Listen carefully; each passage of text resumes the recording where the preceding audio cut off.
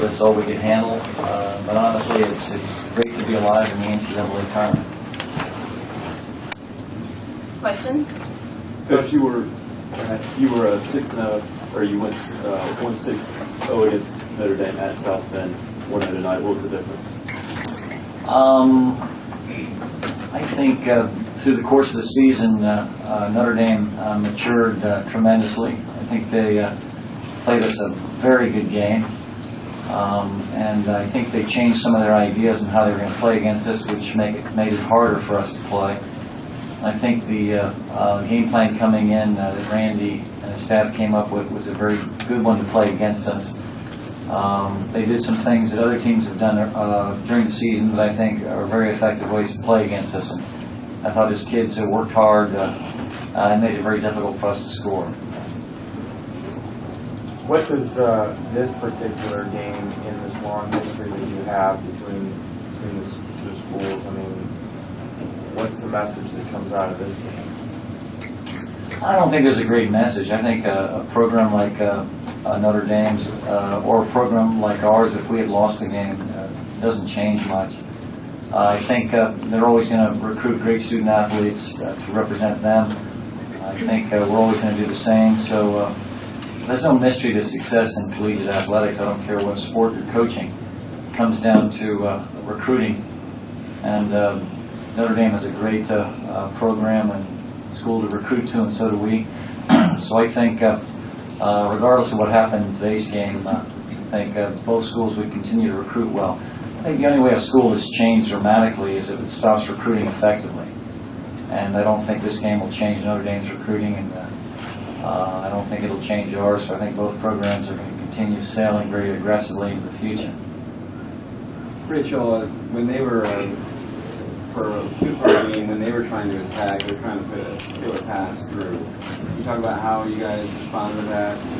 Well, we talked about it in pregame about how they would come down the right side or their left side on Christie and try to get the ball across behind me.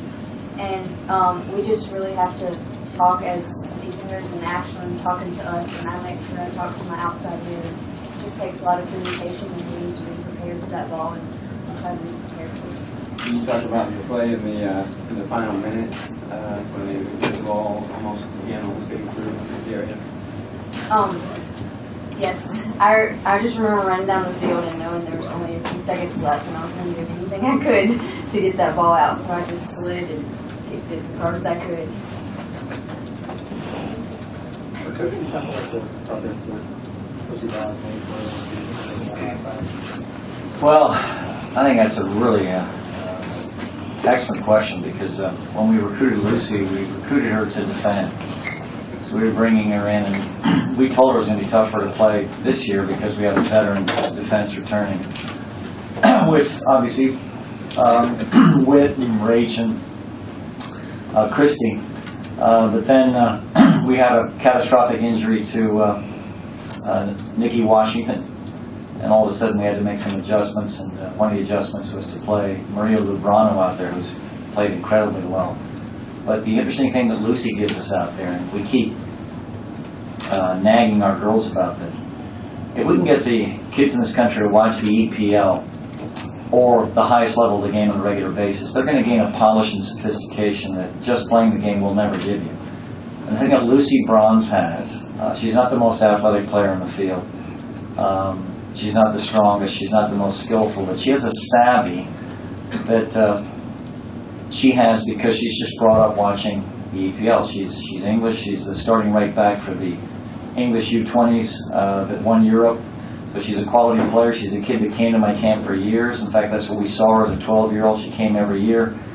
In fact, we were the coaches that got her a look on the English national team, because she lives near Sunderland, which in English women's soccer vernacular is a soccer desert. So we had to call our friends at Arsenal for her to get a look, and so she really felt like we were one of the reasons she was starting to climb the English national team ladder. So when she took an interest in us, we took an immediate interest in her. And she's paid us back in spades. I mean, she is a very sophisticated player. I mean, what she did is, it wasn't like she sprinted by her. The defender stepped, and she could sense the defender's momentum was moving towards her, and then she touched it by her. I mean, that's an elite move. And then she just, again, she didn't run away from the girl that was tracking her. She just kept touching it and touching it, touching it. And then, we took a lot of shots in that game, and we couldn't score, but she made sure the pass that she gave us a shot inside 4 yards with the goalkeeper eliminated. I think even my team can score on that shot.